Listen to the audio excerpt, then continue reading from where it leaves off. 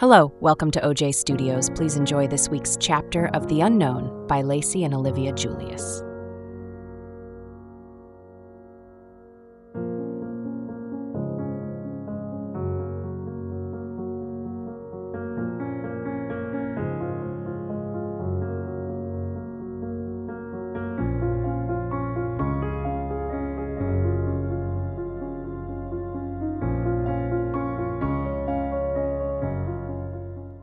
Saturday morning arrived with the warmth of the sun filtering through my bedroom window.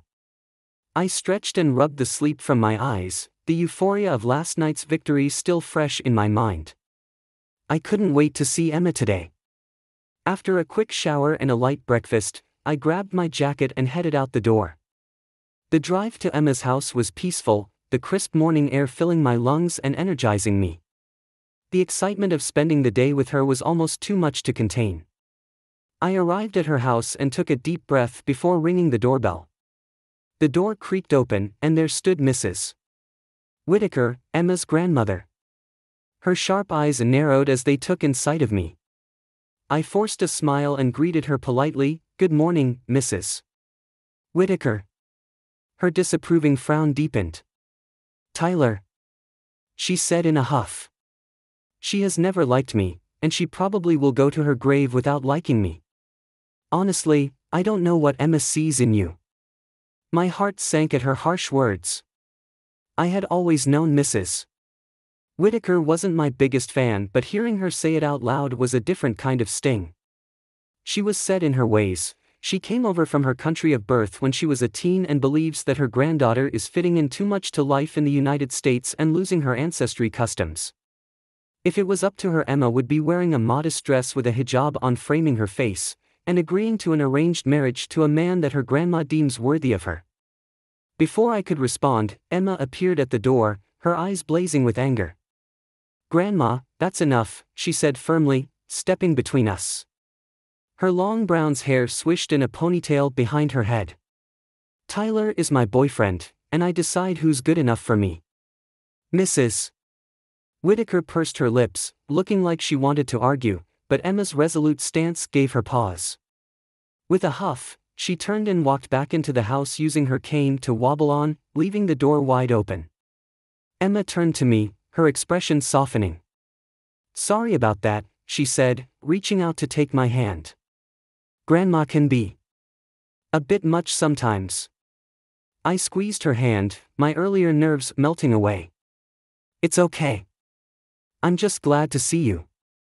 Emma smiled, and the tension from the encounter with her grandmother seemed to dissipate. "Come on, let's get out of here," I said, leading her down the front steps. "I've got the perfect day planned for us." We walked hand in hand, leaving the disapproving gaze of Mrs. Whitaker behind. The day was ours, and no number of stern looks or harsh words could change that. As we headed towards the park, I couldn't help but feel a sense of relief and happiness. Being with Emma made everything else seem trivial. "So where are we going?" she asked, putting her arms around my left arm. "It's a surprise," I replied with a grin. We got in my car. The car ride was filled with light chatter and laughter, the tension from earlier fading away. Emma kept trying to guess our destination, but I remained tight-lipped, enjoying the anticipation building up. When we finally pulled up to the bowling alley, Emma's eyes widened in surprise. "Tyler, what are we doing here?" I turned to her, a smile playing on my lips. "It's our anniversary, Emma. I wanted to recreate our first date." Her expression shifted from surprise to realization, and then to a touch of guilt. "Oh, Tyler. I completely forgot it was our anniversary. I'm so sorry." I reached over and took her hand, squeezing it gently. "It's okay. We've both had a lot going on. Let's just enjoy today." We walked into the bowling alley, the familiar sound of pins crashing and balls rolling creating a nostalgic atmosphere. The place hadn't changed much since our first date, same neon lights, same cheesy music. I paid for our lane, and we grabbed our shoes, heading over to set up our game. As we laced up, Emma looked over at me, a soft smile on her face. "You really are something else, you know that?" I shrugged, a playful grin on my face. Just trying to keep things interesting.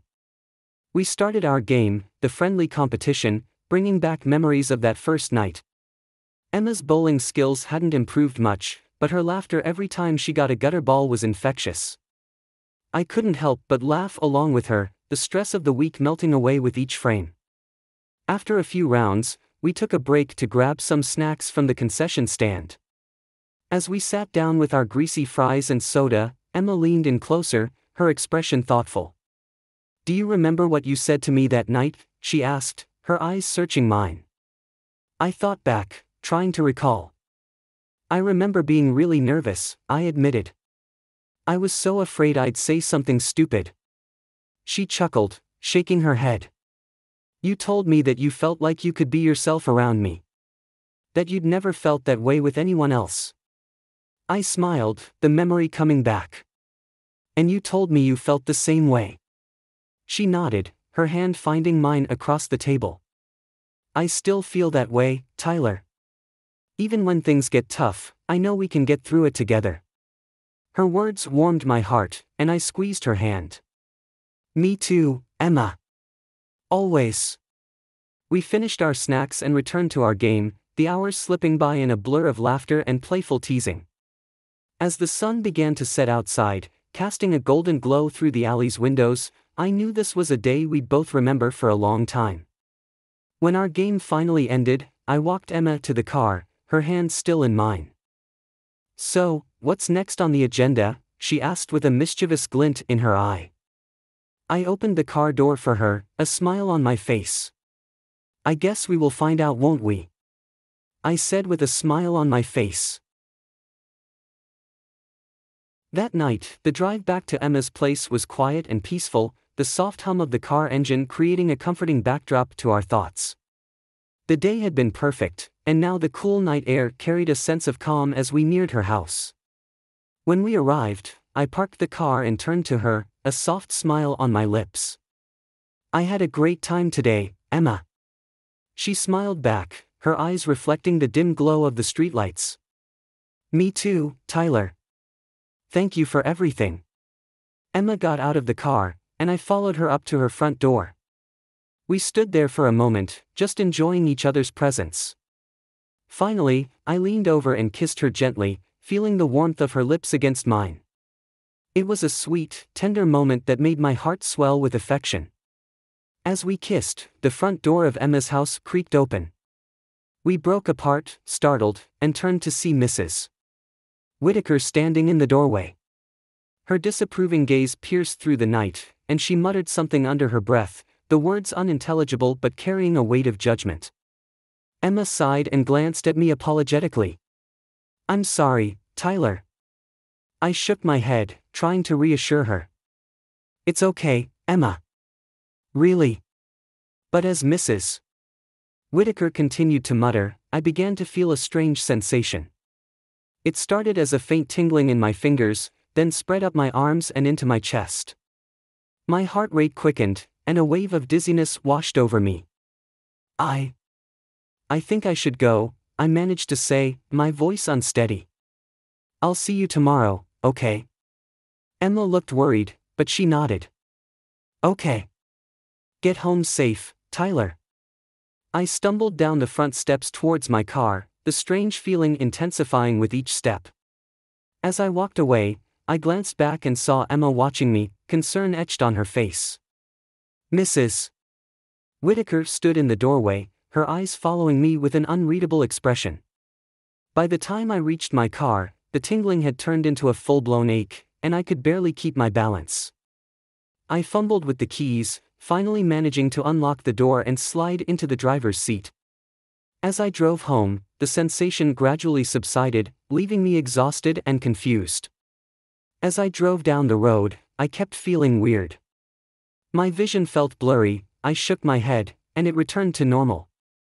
I started to wonder if my mom was really going to make me go to the dance wearing a dress, but then I stopped myself from wondering that, it's silly, why would mom make me wear a dress for? When I finally pulled into my driveway, I sat there for a moment, trying to gather my thoughts. What had just happened?